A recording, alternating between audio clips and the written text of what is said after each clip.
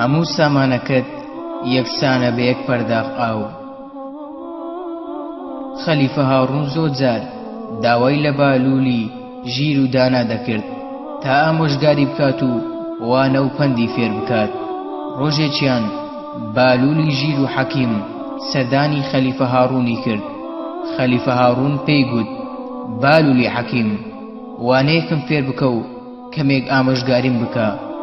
بالولی داناش کە هەرگیز بۆ قسەدا نەدەما و لە کات و ساتی خۆیدا قسەی زۆر سەرسوڕهێنەر و پەندی گەورەی فێری خەڵک دەکرد، وتی: خەلیفە هاڕوون، ئەگەر تۆ لە بیابانێکی چۆڵ و بێ ئاو و ئاوەدانی دووچاری تینوێتێکی سەخت بوویتەوە بە ئەندازەیەک کە نزیکی مەرگت بکاتەوە، لەو کاتەدا کەسێک بەرەو ڕوت هات پەرداغێک ئاوی پێیە، ئایا بە چەند ئەو پەرداغە ئاوە دەکڕیت؟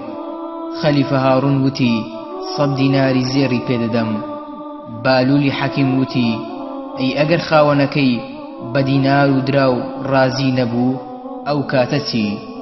خەلیفە هاڕوون وتی: بۆ ئەوەی لە توێنێتیدا نەخنکێم نیوەی مڵک و سەرۆت و سامانەکەمی پێدەدەم. بالول گوتی: باشە، ئەگەر ئاوەکەت خواردەوە و لە میزەڵانت گیرە و نەهاتە دەرەوە، ئەو کات دووچاری ژانسکێکی توندی کردیت، چەندی تر دەدەیت بۆ ئەوەی لەو ئازارە ڕزگارت ببێت؟ خەلیفە هاڕوون وتی: نیوەکەی تری مڵک و سامانەکەمی پێدەدەم. بالولی ژیر و داناش گوتی: ئەی کەواتە بەچی لە خۆت بایی بوویت بە مڵک و سەرۆت و سامانێک کە نرخەکەی یەک پەرداخ ئاو ناهێنێت؟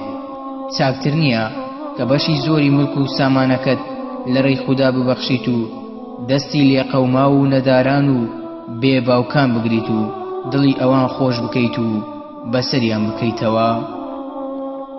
مەڵێ هەژارم کوفری نیعمەتە، لە ساغی بۆ تۆ مڵک و سەروەتە.